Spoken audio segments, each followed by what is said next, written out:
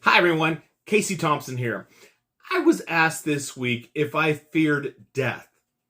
Of course, I responded no, but the follow-up question was, when did I stop fearing death?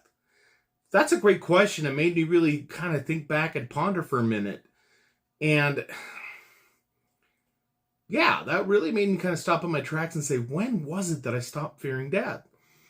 So it was when I had a massive shift in consciousness and understanding. It was recognizing my true self beyond the fake self, the fake ego. The ego basically is tied to the temporary physical body. It identifies with the body, it identifies with possessions, achievements, and the story of me. Death threatens to strip away all these identifications, leading to a sense of loss and annihilation for the ego. So you see, if one believes that consciousness is solely a product of the physical brain, and that death means the absolute end of existence, then fear is a natural response. The human mind naturally fears what it cannot comprehend or control. Death represents the ultimate unknown. And a strong attachment to worldly pleasures, to comforts and people can make the thought of leaving them behind very deeply distressing. So the day you stop fearing death, I realized, is the day you realize your true self is immortal. Because the ego knows it's not immortal, but the true self knows it is immortal. This will be the biggest shift you will ever have in your life when you truly understand that you are your true self, and that it is distinct from your physical body and mind. The fear of the body's death will leave. This true self is eternal. It is limitless and part of the universal consciousness and part of God. Death then becomes merely a transition, a shedding of the physical suit. I like to call it skin suit. My kids hate it when I call it that. They think it's weird.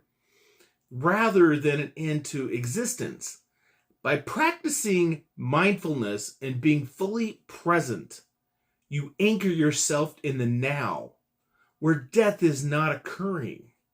This reduces the mental space for future-oriented anxieties, including the fear of death. As spiritual understanding deepens, you experience a profound sense of interconnectedness with all of life. This realization that you're part of something much larger than your individual self, the fear of death really goes away. Understanding and surrendering to a divine plan also alleviates the fear of death. Trusting that there is an order to the universe and that death is simply a part of that order brings absolute peace. This absolute peace includes the knowledge of an afterlife and a return to God. My near-death experiences and my ability to live in this world, and I live in the other world, and I talk daily with my guardian angels, and I talk daily with my spirit team. So that world and this world to me are just the same as far as real, which I'll go into more detail later. But it really helps strip away illusions and leads to a spiritual awakening and a reevaluation of life's priorities. I'm definitely not driven by the need for validation by others, by any means. I'm only driven by my true self's desire to express love, joy, and purpose. I've realized without fear, you can appreciate each moment more deeply. You can engage in experiences more fully and connect more genuine with everyone and other people. A deep sense of peace replaces anxiety about the future, as I have no anxiety about the future. Focus shifts from accumulating external worthless things to cultivating inner qualities and meaningful relationships. That's the key.